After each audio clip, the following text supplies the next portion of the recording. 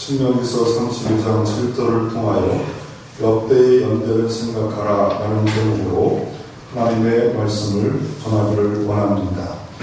역대의 연대를 생각하고 역사를 기억하고 살아가는 것을 사자성어로 표현하면 온고지심입니다.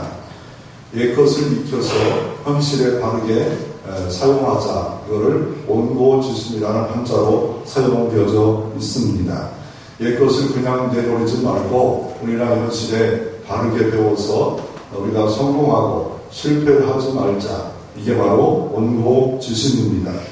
우리가 어른들에게 우리가 배울 것이 있는데 또 배울 것이 없는 사람도 있지 않습니까? 3살짜리 남자아이하고 아빠하고 축구놀이를 합니다. 아이하고 처음으로 축구를 합니다. 그럼 어떻게 놀아줘야겠습니까? 아버지하고 3살짜리 남자아이하고 축구를 합니다. 그러면 어떻게 놀아줘야겠습니까? 근데 어떤 아빠는 아이에게 공을 늘 뺏깁니다.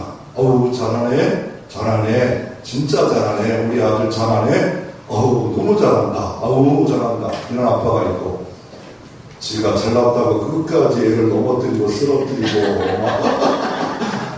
공을 한 번도 안 줘가지고 엄마한테 엉엉 울면서 이거 아빠가 이런 아빠가 어떤 아빠를 배워야 되겠습니까? 3살짜리를 그렇게 해가지고 어떻게 하겠다는 겁니까?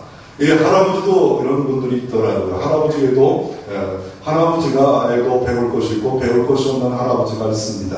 물론 할아버지가 뭘 배웁니까? 할아버지가 애가 사탕을 다 나면 엄마는 이 손을 이게 나대잖아. 이빨 섞는다. 그런데 할아버지는 좋아요. 그리고 또 할아버지가 어때요? 손자 손녀가 너무 예쁘니까 공부 안 해도 돼. 튼튼하면 돼. 튼튼하면 엄마 아빠는 어디 가서 한숨을 푹 푹십니다. 지 새끼 아니라고. 우리는 다 컸다고 책임질 일이 없잖아요. 책임은 아빠 엄마가 지는 거지. 할아버지 할머니는 예뻐해. 그런데 놀라워서 막 앉혀놓고 온고지심이 뭐니, 너 이거 아니야. 이래놓고 애에게 힘들게 하고, 과자도 한 번 안 사주고, 용돈도 안 주고, 도리어 막 힘들게 하면, 이 할아버지 힘든 분, 어려운 분, 엄하게 하는 분, 이런 것이 있잖아. 할아버지답게 하는 거는 손자를 예뻐하고, 사랑하고, 귀여워하고, 이런 것들이에요. 그 뒤에 책임은 아빠가, 엄마가 자녀 교육은 물론 같이 책임질 때도 있겠지만, 이렇게 책임을 집니다. 근데 이제 할아버지가 좀 거리를 세울 때가 있지만, 할아버지답지 않을 때도 있어야 돼요. 아니, 3살짜리가 놀아주는데, 온고지심 뭔지 아냐? 천자문이 뭔지 아냐? 이러면 얘가 멀어져요. 그러면 어떻게 해요? 할아버지가 딱 엎드려가지고, 내가 말릴 테니까 올라타. 그러면 얘가 얼마나 좋아하겠어요. 힘든데 그냥 등마도 태워주고 업어주고 이렇게 놀아주면 얼마나 좋겠습니까? 그러니까 우리가 어른답게 사는 방법도 여러 가지 있지만, 그러나 이 하나님의 역사, 또 교회의 역사, 세상 역사를 통해서 우리가 배울 것이 있습니다. 우리가 이 구약에 나오면 이런 도표가 있습니다. 뭐냐면 아담의 자손들의 족보입니다. 창세기에도 나오고 또 다른 성경에도 나오고 또 예수님의 족보도 성경에 기록되어져 있습니다. 특별히 마태복음 1장에 보면 예수님의 족보가 기록되어져 있습니다. 아브라함과 다윗 자손 예수 그리스도의 세계라. 왜 마태복음은 참 성경에다가 왜 이걸 기록해요? 물론 성경책이 많아가지고 먼저 많이 기록했다. 아닙니다. 다른 누가복음 사도행전도 더 긴 책도 있어요. 근데 마태복음 1장 1절에 이걸 한 이유가 뭐냐면 예수 그리스도가 어떤 분인가에 대해서 기록하는데 성경에 보면 놀라운 게 뭐냐면 이상한 여자가 마태복음 1장의 족보에 보면 이게 들어져 있습니다. 그것을 보면서 어떤 생각이 듭니까? 그 성경은 자서전이 아니다. 성경은 소설이 아니다. 하나님이 기록한 말씀이구나. 죄인도 구원받을 수가 있구나. 이런 것들을 우리가 교훈받고 예수를 발견할 필요가 있습니다. 이 족보를 보면서 아담과 하와부터 창세기 3장부터 이렇게 등장하는 내용을 보면 승리한 내용이 아니에요. 죄를 범했습니다. 그런데 하나님이 가죽옷을 입혀 그를 입혔어요. 무엇을 하고 입으니까 자꾸 말려가지고 입지 못하자 짐승을 잡아서 가죽옷을 입혔어요. 아니 그냥 죄를 범하니까 냉정할 수 있었습니다. 그럼에도 불구하고 주님이 가죽옷을 입혔다고 해서 그거 피가 흘렸다고 해서 최초의 복음, 원시 복음, 오실 예수를 예표하고 있다. 그림자라고 이렇게 말씀하고 있습니다. 세월이 흘러 노아 시대가 등장했습니다. 죄가 너무 많아서 홍수로 심판하기를 원했습니다. 노아가 의의 전도자가 되어서 전파합니다. 방주에 돌아와라, 들어와야 된다, 미쳤다, 이렇게 해가 쨍쨍 찌고 있고 놀고 먹고 마시고 즐기고 장가가고 이렇게 좋은 때에 방주에 왜 그러나? 저 미친 할아버지야. 그런데 결국 홍수로 온 세상이 심판했습니다. 지질대에 보면 다 홍수 지질대가 지금도 기록되어져 있습니다. 지금도 보면 어떻습니까? 저 산 위에 왜 그 위에 왜 바닷가 모든 것이 있습니까? 더 나아가 저 밑에 있는 모든 석유가 그때 뭐 동물들이 다 이렇게 가지고 됐다고 이야기하지 않습니까? 그것만 우리가 배우는 게 아닙니다. 뭘 배웁니까? 노아의 방주, 구원의 방주다. 참 방주는 누구냐? 예수 그리스도시다. 영원한 방주가 예수 그리스도다. 더 나아가 출애굽길 말씀을 통해서 뭘 배웁니까? 애굽의 죄악에서 나올 수 없었어요. 430년 동안 그 애굽의 그 바로 황제 앞에 나올 사람이 없었어요. 그런데 모세를 통하여 복음을 통하여 예수 그리스도가 구원받게 했어요. 온전한 출애굽의 주인공 예수 그리스도, 6월절 어린 양 되신 예수 그리스도를 우리에게 보여주고 있는 것이 성경입니다. 그러나 출애굽기 19장부터 10계명을 주더니 이제 너나와 이렇게 하나님의 은혜 가운데 살자, 하나님의 백성은 신부는 이렇게 살자 그러면서 출애굽기 20장 말씀에 뭘 줍니까? 성막을 주었습니다. 성막을 시장대로 지어라, 이렇게 지어라, 이렇게 지어라 그러면서 성막에 있는 여러 기구를 아주 자세하게 기록하면서 말씀하고 계십니다. 그 이유가 뭡니까? 그 성막도 없어졌습니다. 그 성막도 무너졌습니다. 그러나 참 성막이신 예수 그리스도가 등장했습니다. 그 휘장에 아무나 들어갈 수 없었습니다. 휘장을 뚫고 들어갈 수 없었습니다. 대제사장만 지성소에 들어갈 수 있었지만 예수 그리스도의 죽는 그날에 위에서부터 아래까지 휘장이 쫙 찢어짐으로 말미암아 히브리서 10장 20절에 이렇게 말합니다. 산 길, 생명의 길을 예수 그리스도가 내셨다라고 이렇게 말씀하고 있습니다. 그러므로 구약은 그냥 지나간 말씀이 아닙니다. 예언의 말씀이요, 언약의 말씀이요, 예수 그리스도는 새 언약이고 성취하신 예수 그리스도. 성경을 볼 때 예수가 보여져야 됩니다. 우리가 말씀을 들을 때 예수가 중심이 없던 삶에서 예수 중심으로 가치관이, 세계관이, 관점이, 인생관이, 물질관이 바뀌어질 때 그때 신앙의 부흥이 일어나고 있는 시간입니다. 그러므로 우리가 구약에 보면 우리가 이런 생각이 듭니다. 아니 구약에는 예수가 안 등장한다. 아닙니다. 구약에는 우리가 시간대로 이렇게 직선으로 보면 구약에는 이 예수 그리스도가 2000년 전에 4000년 전에 2000년 전에 오셨잖아요. 2000년부터 이 아담과 하와가 4000년 동안 이 역사를 만약에 예를 들면 오실 예수를 믿었어요. 그런데 주님 오셨잖아요. 그러면 예수님이 왜 처음에 우리가 생각을 바꾸면 돼요. 뭐 뒷선으로 모든 역사를 볼 수 있지만 여기가 예수가 중심이라고 이렇게 적으면 처음 되시는 겁니다. 그분의 역사가 바로 기독교의 역사입니다. 기독교의 역사입니다. 그래서 우리가 모든 걸 볼 때 그 구약의 성경을 봐도 예수님을 봐야 되고 모든 걸 봐야 됩니다. 주님을 봐야 됩니다. 오늘 성경을 보십시다. 오늘 신명기서 말씀이 오늘 본문입니다. 신명기서 말씀은 예수님의 모세의 세 편의 설교입니다.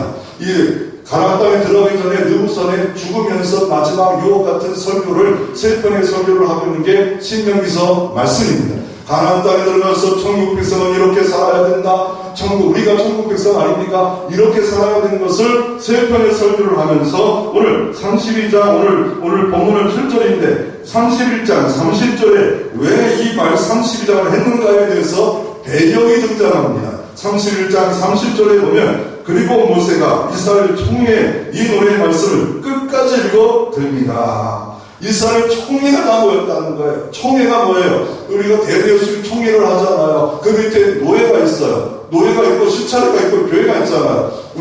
제가 이번에 노예장이라고 94회 노회장으로 가을노회를 마쳤어요. 봄노회, 가을노회는 제가 다 회무를 다 주관하고 한 160명의 그 노회, 그 수원노회 상하에 한 120조의 문제를 다 하고 그 회가 총회입니다. 총회 12,000여 교회, 이거 대한예수 장로교 합동적교회, 이 교회가 또 반역을 위해서 모였습니다. 그런데 이번에 너무 감사한 거는 어려운 문제가 너무 많았어. 솔직히 목사님들도 다 요번은 해결될 수가 없다. 이 문제는 절대로 해결될 수가 없다. 그래서 화장실에서 3.1교회 장로님이 그러더라고요.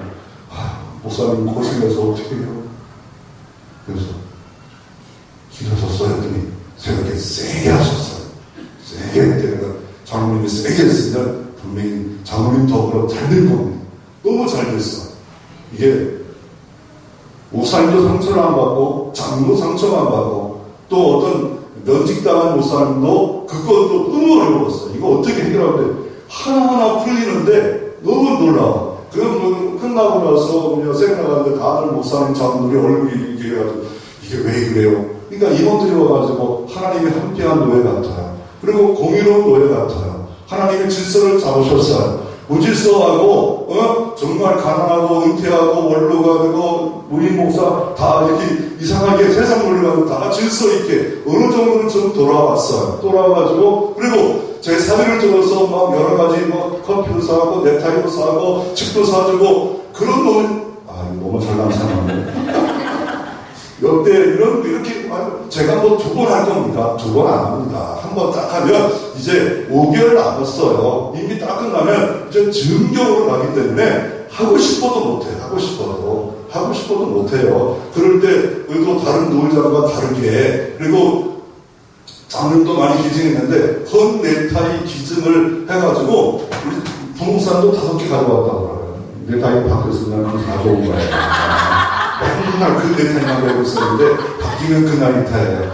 저도 하나가 우리 2,000명 교회 노회장님 하나 갖고 와서 딱 보니까 너무 좋아요. 내가 하나 좋아했더니 새 거예요. 이거 큰 교회 누가 선물 주는데 그냥 갖고 와가지고 이거 너무 좋은 거예요.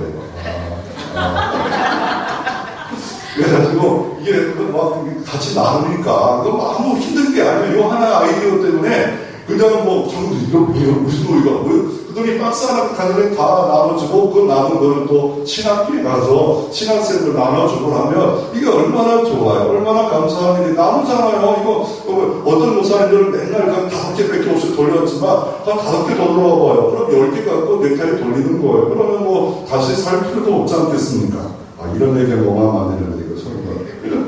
그래서 오늘 30절에 보면 이스라엘 총회 이 노래의 말씀을 끝까지 읽어드립니다. 이거 하고 있는 게 뭐냐면 노래예요. 다른 말로 하면 찬송이에요. 노래가 힘이 있다는 거예요. 노래를 하고 있다는 거예요. 마지막 마지막 3절에 내가 여호와 이름을 전파하리니 여호와 이름을 전파하는데 노래를 만들어서 전파하는 노래가 얼마나 힘이 있습니까?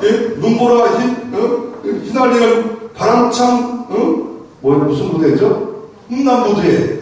그러면 이게 다시 남아할 때에 생각이 딱 들잖아요? 또 조만간 푸른 물에 노젓는 백성도 이거 또 봉선하야 홍남파시 이런 거 보면 일제시대에 정말 대한민국이 통일이 없어서 힘든 게 딱 떠오르잖아요. 이 찬양하면서 하나님이 떠오르고 하나님의 은혜가 떠오르고 하나님이 기억되기를 원하고 여기서 이렇게 말하면 옛날을 기억하고 역대 은혜를 생각하기 위해서 이 노래까지 만들어서 죽어가면서까지도 유언처럼 지금 하고 있는 내용이 이 내용입니다.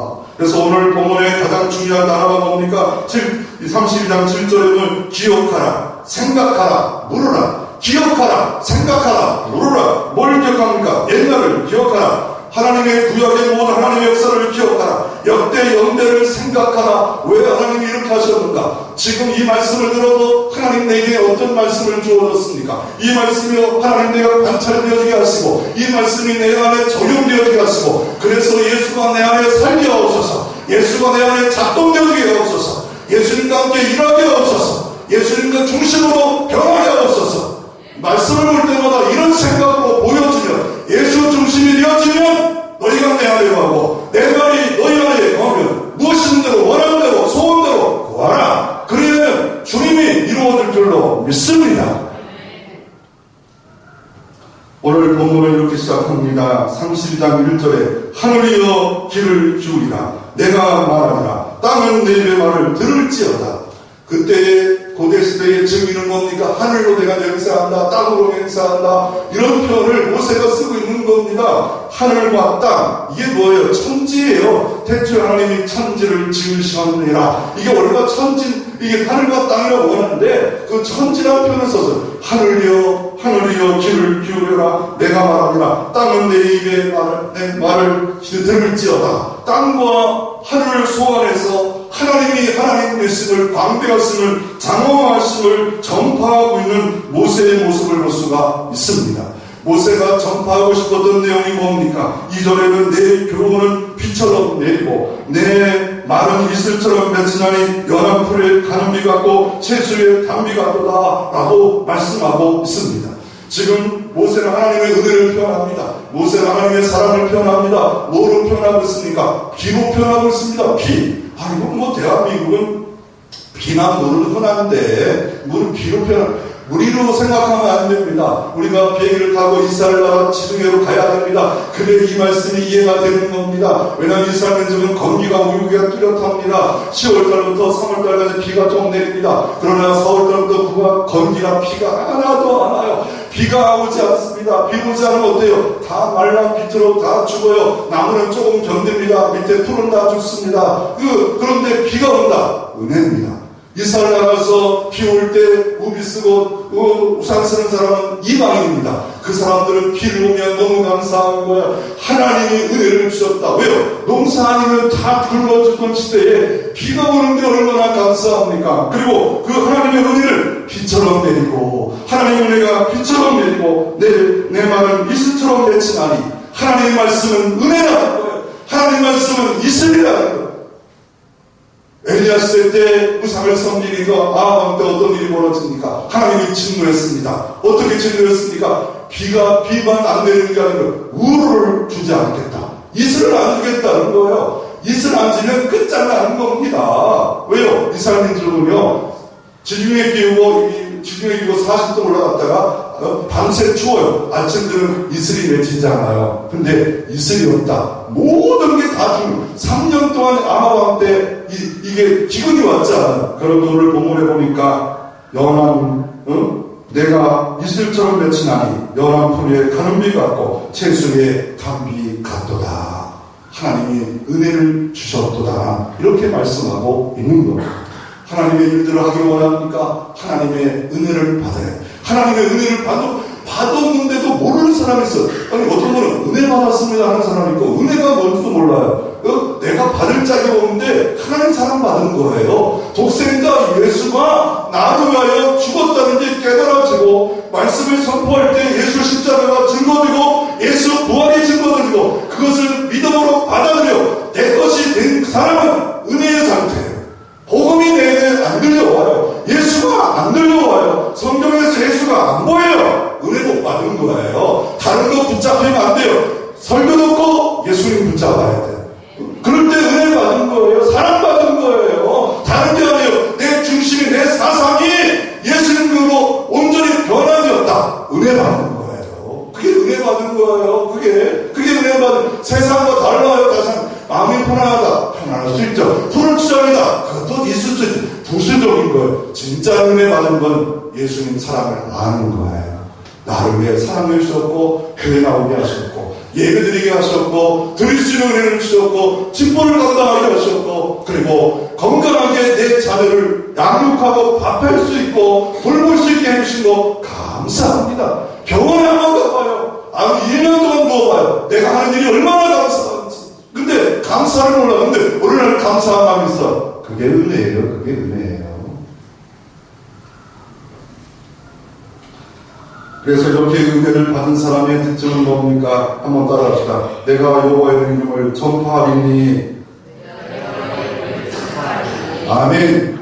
이렇게 은혜 받은 사람은 여호와 이름을 어떻게 한다고요? 전파하리니. 이슬비와 단비와 받은 신령은 전도 안 할 수가 없습니다.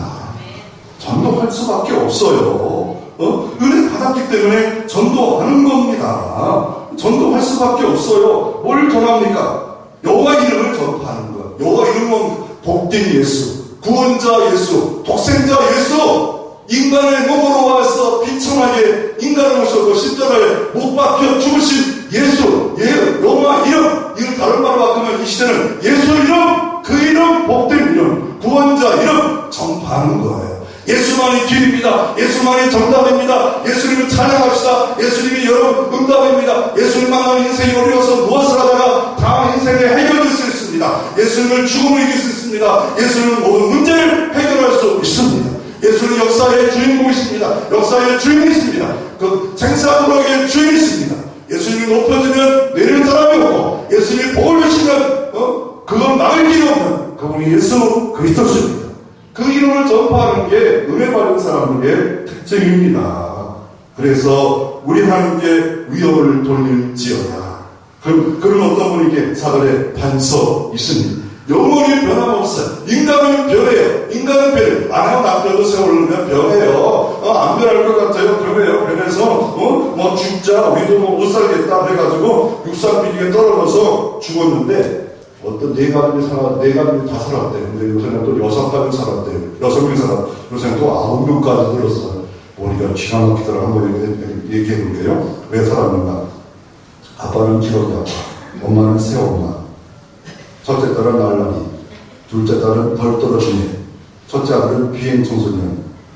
둘째 아들은 뭡니까? 제비족. 셋째 아들은 뭡니까? 미안합니다. 시방새. 막내 아들은 생활의 어린이, 할아버지 할머니는 조부모, 며느리는 새색스. 야, 9개로 들어가더라고요. 9개로. 그래서 우리가 그는 반석의 변함이 없어. 전혀 변함이 없어. 그리고 또 사절에 보면 예수는 어떤 분이고 완전하십니다. 사절에 보면 그는 정의롭습니다. 예수는 진실합니다. 예수는 거짓이 없습니다. 예수는 공의롭습니다. 예수는 바르십니다. 5절에 보면 어떻습니까? 우리는 어떻겠습니까? 여호와를 향하여 악을 행했습니다. 여호와를 향하여 우리는 어떻겠습니까? 흠이 있고 삐뚤어진 세대 가운데 삐뚤어진 마음, 삐뚤어진 입술, 삐뚤어진 행위를 했습니다. 그리고 6절에 어리석고 지혜 없는 백성이었습니다. 그럼에도 불구하고 우리를 위해서 주님이 지으셨고 너를 세우셨고 너를 사랑했고 너를 구원했기에 옛날을 기억하라. 역대 연애를 생각하라. 복음을 기억하라는 거예요. 예수를 기억하라. 지금까지 출애굽하게 하신 가나안 땅에 들어오게 하신 은혜를 기억하라, 생각하라 라고 이렇게 말씀하고 계신 것을 볼 수가 있습니다. 역사는 이런 말에 뒤풀이된다 말합니다. 그러므로 우리가 성경 역사를 통하여 나를 보면 나침반이 됩니다. 교회사가 있습니다. 초대교회사, 중세교회, 현대교회사 책들이 있습니다. 그 모든 교회사를 보면서 역사는 뒤풀이되기 때문에 우리 교회가 새로운 교회 있어 똑같은 교회인데 하나님이 세우신 교회인데 뒤풀이됩니다. 그것을 통해서 배울 수 있습니다. 그러므로 이렇게 말합니다. 옛날을 기억하라. 교회사를 통해서 배우라. 네 아버지에게 물어라. 그 아버지는 어떤 아버지입니까? 그 아버지는 오늘 성경에 보면 여호와 하나님 아버지들이고 우리의 영적인 아버지들일 수 있고 그 아버지에게 물으라는 거예요. 내가 모르면 이 성경이 뭐예요? 어떻게 된 거예요? 물으라. 이 사람들이 그 묻는 일을 너무 잘해요. 아침부터 모여서 물어요. 그리고 안식일 날은요 3대째 다 모여요. 3대째 모여서 할아버지가 말씀을 퍼들고 교훈합니다. 훈시합니다. 하나님 말씀이 이런 거야. 이러면서 맛있는 모든 반찬을 다 받아놓고 함께 모여 3대가 모여서 안식일날, 주일날 집에서 이렇게 예배를 드려요. 아니면 회당 가서 이렇게 예배를 드립니다. 우리가 역사를 우리가 알아야 되는데 지나간 역사를 알아야 됩니다. 백밀러가 있어요. 자동차에 백밀러가 있어요. 뒤를 보는 거 아니에요. 앞만 보면 안 돼요. 운전도 뒤로 봐야 돼요. 어떤 분은 아예 앞에서 큰 것도 백밀러가 또 있더라고요. 측면을 볼 수 있는 백밀러가 있더라고요. 필요할 때가 있긴 있어요. 측면을 못 봐가 차가 오른쪽 바다가 갑자기 크 들어오면 박을 수밖에 없기 때문에 백밀러를 통해서 지난 거, 뒤에 오는 거 이렇게 볼 때 봐야 되는데 앞만 보고 운전하면 초보예요. 뒤도 보고 옆도 보고 앞도 보고 그랬는데 앞만 잘 보고 왔대. 앞만 잘 보고 사고 나요. 옆 보고 뒤도 보고 다 보고 운전해야 되고 우리는 현재도 보고 미래도 보고 또 성경 역사를 보고 어떤 것이 무엇이 잘했는가를 보아야 됩니다. 어떤 분이 이런 말을 했습니다. 이스라엘 역사는 하나님의 은혜의 역사다. 이스라엘 역사는 고난의 역사다. 이스라엘은 고난의 역사를 배운다. 그 역사가 배우는 이유가 뭡니까? 고난은 역사가 살아있는 교과서다. 고난은 역사가 살아있는 교과서다. 우리가 이 고난을 통하여 배울 것이 있다 말하고 있고, 램프가 만들어진 것은 어둠이 있기 때문에 램프를 만들어졌다. 나침반을 만드는 것은 안개 때문에 나침반을 만들었다. 탐험을 만들어낸 것은 배고픔 때문에, 고난 때문에 만들었다. 이래 진정한, 내가 하고 있는 직업의 진정한 가치를 알기 원한다면 의기소침한 나날들을 보낸 경험이 있어야 내가 밥을 만드는 게 이렇게 고맙고 내가 봉사하는 게 이렇게 좋은 일인가를 알 수 있다. 이러면서 이렇게 말합니다. 역사는 우리에게 교과서다라고 말합니다. 유대인들은 역사 교육을 합니다. 우리가 역사 교육뿐만 아니라 인문학 교육을 받으래요. 인문학. 이렇게 성공한 사람들 얘기하면요, 인문학 책 좀 보세요라고 말합니다. 그러면 인문학 책을 보면요, 고대의 그냥 교양서적 이런 서적을 보면요 너무 어려워요. 근데 그 책들이 왜 좋으냐면요, 과거에 크리스천들이 많은 책으로서 영감을 갖고 하나님의 은혜 가운데 쓰러졌기 때문에 뜯어서 찾고 읽다 보면 그 영감 받은 것이 내게 오기 때문에 그런 것 같다는 제 해석이에요. 그 책들 정말 어려워요. 근데 그 고전 이런 문학들 보면 이상하게 내게 나중에 먹을 때는 너무 힘들어요. 근데 나중에 그런 인문학 책들을 보면요 많은 도움이 될 때가 있습니다. 유대인들은요 세 가지로 역사 교육을 한답니다. 유대인들은 세계 노벨상을 3분의 1을 타고 있는 유대인들의 역사 교육을 꼭 시킨답니다. 여러분이 자녀에게 역사 교육을 시키고 있습니까? 역사 현장에 가고 있습니까? 아니면 에버랜드나 이런 데만 데리고 다닙니까? 역사 현장, 더 나아가 선교 현장 이런 데 데리고 와서 이렇게 선교했단다, 이렇게 우리가 살았단다, 이런 것들을 보여주고 있습니까? 첫째로는 뭐냐면요, 야드 바셈이라는 것입니다. 야드 바셈은 것은 홀로코스트라는 것인데, 이스라엘 나라는 역사가 공간인데 기억의 전당입니다. 이게 뭐냐면요, 독일에도 있어요. 600만이 독일을 통해서 학살된 거를 전당을 만드는 거예요. 기억 전당이에요. 그러면서 들어가니까 이거 하나밖에 기록되어 있어요. 용선을 하되 기억하라.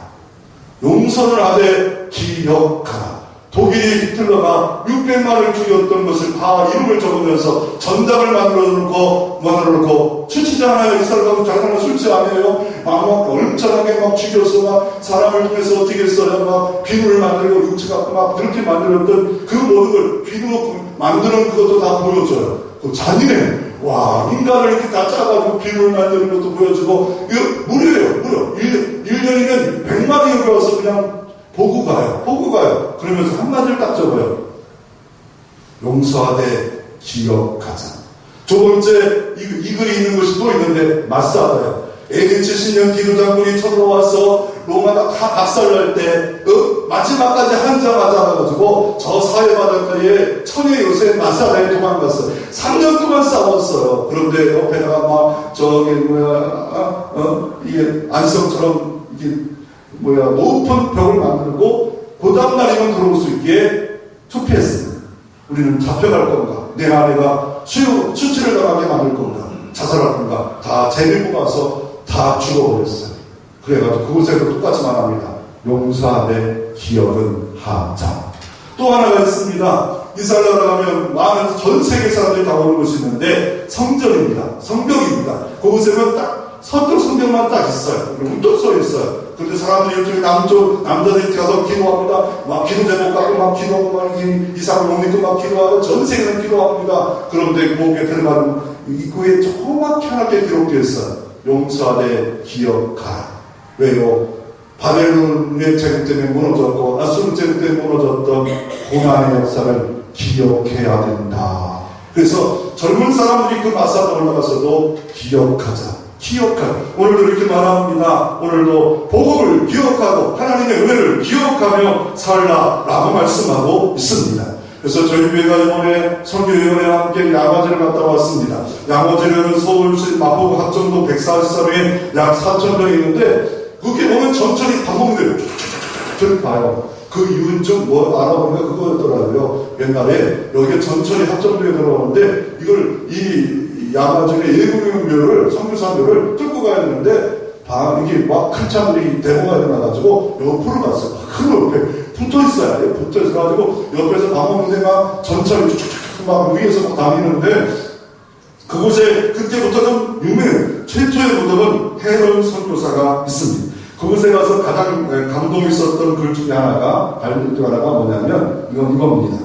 하나님이 조선을 이처럼 사랑하사 수많은 선교사들이 이 땅에 하나님이 보내주셨습니다. 135전의 오늘 독생자 예수가 그분을 파송받아 하나님의 대사, 복음 증거하는 사람이 이 땅에 왔습니다. 그 중에 선교사들이 한국을 얼마나 사랑하는지 다른 데마다 너무 시간이 가요. 그 사랑의 얘기만 한번 소개하기를 원합니다. 헐버트 선교사의 내용입니다. 한국인보다 한국을 더 사랑했고 자신의 조국보다 한국을 위해서 헌신하는 선교사. 그는 이렇게 묘비명에 이렇게 기록되어 있습니다. 나는 영국의 그 유명한 웨스트민스터 성당에 묻히기보다는 한국 땅에 묻히기를 원하노라. 윌리엄 제임스 홀 선교사 가지고 있습니다. 내가 조선인의 가슴에 청지기를 뗄 때 언제나 나의 청지기도 그들의 심장 소리와 함께 두근거렸다. 나는 아직도 조선을 사랑한다. 여자도 있어요. 예쁘더라고요. 잘생겼어요. 이런 말 안 되는데. 그래서 이분 예뻐서 그런 게 아니고요. 어제 1시간 정도 봤는데 이분을 보니까 공부를 너무 잘했어요. 그래가지고 어떤 애냐면요. 태평양을 건너오는데 엄마, 아빠 청교도 갈 때 아빠를 너무 사랑했대. 그때 얼마나 울음이 나왔겠습니까? 아가씨가 그런 이런 말을 했습니다. 캐థ리크 선교사, 만일 내가 천개의 생명이 주어진다 해도 그 모를 한국에 바칩니다. 야, 복음이 없이는, 이게 하나님 사랑 없이는 한 달을 거쳐서 배를 타고 아가씨가, 아니 나도 못 가요. 나도 중국도 못 가요. 나는 중국 그냥 선교사 따라다니면 나 혼자 가면 무서워서 못 가는데, 미안합니다. 무서워서 못 가는데 이분은 그 135년의 일제의 한일 합방과 막 이렇게 해가지고 그냥 전투와 싸움의 현장, 평안 올 때도 아니에요. 그때 온 거예요. 그때 그 캠벨 선교사는 이렇게 말합니다. 내가 조선에 헌신하였으니 죽어도 조선에 죽는 것이 마땅하도다. 양아지를 갔다 오면서 이런 생각이 들었습니다. 기독교 선교 역사가 이것 때문에 내가 복음을 믿었구나. 이것 때문에 내가 예수를 믿었구나. 그러면서 이런 생각이 들었습니다. 우리 교회 선교사 하는 분들 우습게 여기면 안 돼요. 우습게 여기지 않았습니다. 제가 28년부터 대학원 동부터 지금까지 말레이시아나 인도네시아나 한결같이 돈을 보냈어요. 그러나 얼마나 기도했는가. 회개하는 마음으로 매일 뒤져가지고 감사방에도 올리고 매일 늘 저기다가 방법판에 붙였지만 기도해야 되겠구나. 그런 마음이 사실 저에게 회복됐어요. 얼마나 감사해요. 그리고 자원봉사들이 와서 이렇게 막 장로들이 은퇴하면서 이렇게 설명해주고 이렇게 하면서 시간을 내서 오는 날인데도 하는 그 모습들을 보니까 참 감사하다. 그러면서 떠올랐던 한 사람이 있었습니다. 왜 이들이 이런 일을 했을까? 왜 이렇게 행동하고 있을까? 왜 선교사가 저 미국에서 그냥 잘났던 부유한 딸들이, 잘나던 의사들이, 잘났던 판사들이 왜 이 땅에 왜 왔을까? 그럴 때 한마디로 말하면 마음에 은혜의 기쁨이 있었기 때문에 그래요. 마음에 은혜의 기쁨이 있어요. 그래서 한 분을 소개하기를 원합니다.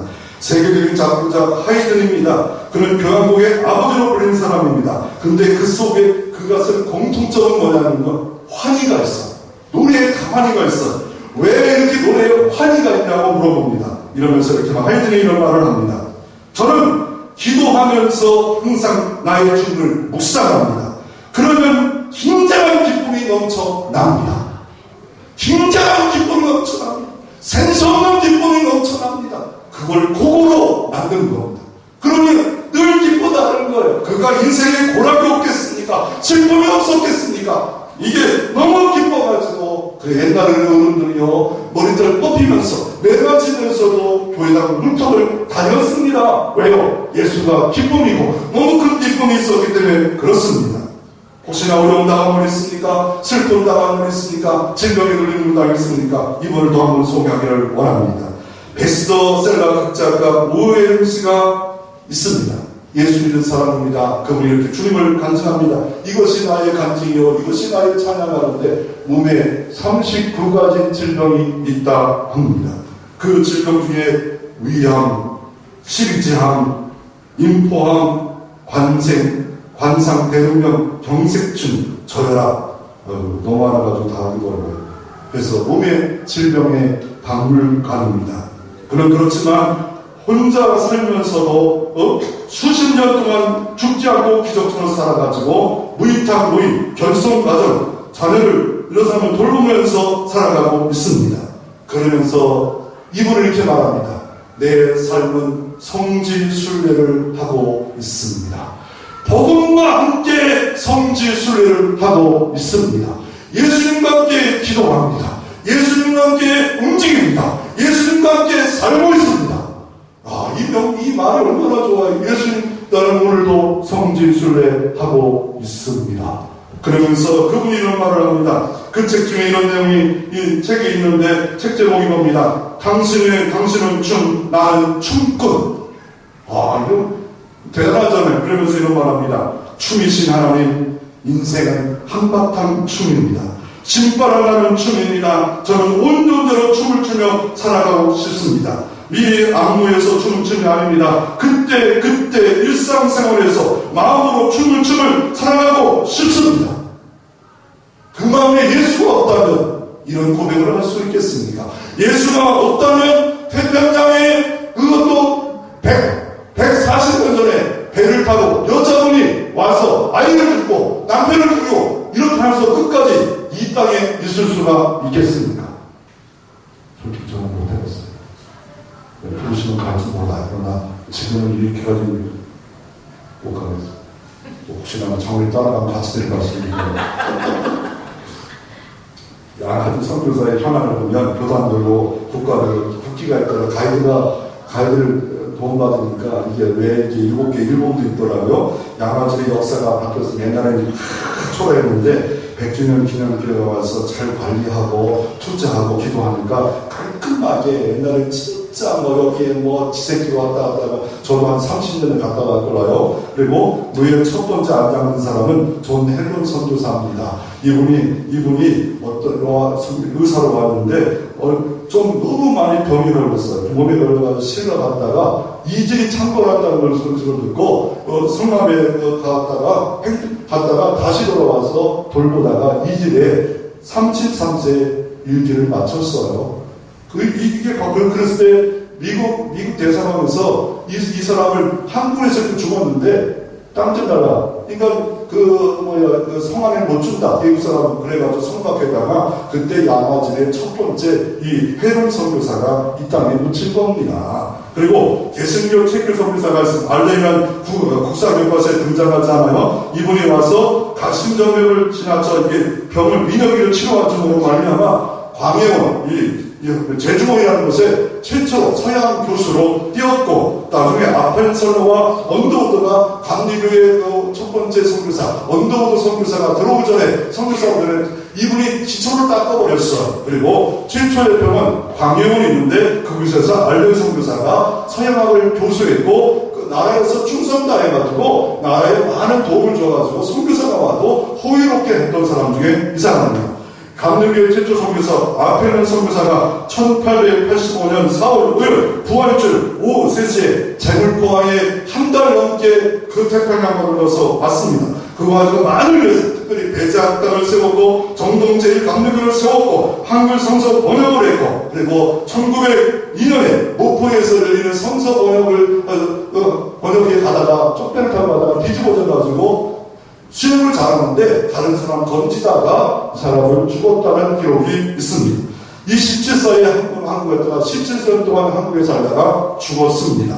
그리고 메리 F. 스크래톤 선교사가 있었습니다. 이분은 이화대를 만든 사람이고 에디슨 선교사는 세브란스 병원을 연세대 병원을 지금 만든 사람이고 언더우드 선교사는 장로교입니다. 이 장로교 이 목사로서 이 땅에 와서 고아를 세븐한 교회를 세웠고 네골스 선교청을 했고 그리고 고조 황제가 태국 공장을 준 사람으로 지금 4대째 여기에 묻혀 있습니다.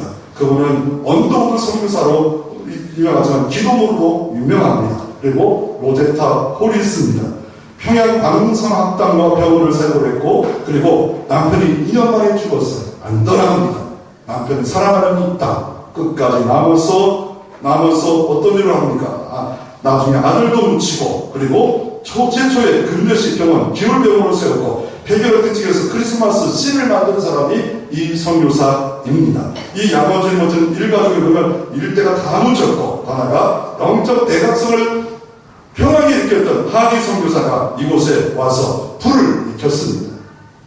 오늘 본문을 이렇게 말합니다. 내가 여호와 이름을 전파하리이다.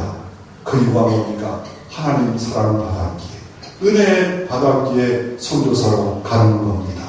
역대를 기억하라. 조사에게 물으라. 성경에 물어라. 왜 이렇게 말씀했는가? 오늘 시간 물어서 내가 왜 예수를 만났는가? 나만 사랑받게 하지 말게 하시고 나를 통하여 복음의 다리, 복음의 도구와 복음의 메신저가 되어 나도 복음을 누리고 복음의 행복을 누리고 다른 사람도 누릴 수 있도록 입을 열어 발을 움직여 전파하는 여러분 다 되어지기를 주의 이름으로 축원합니다.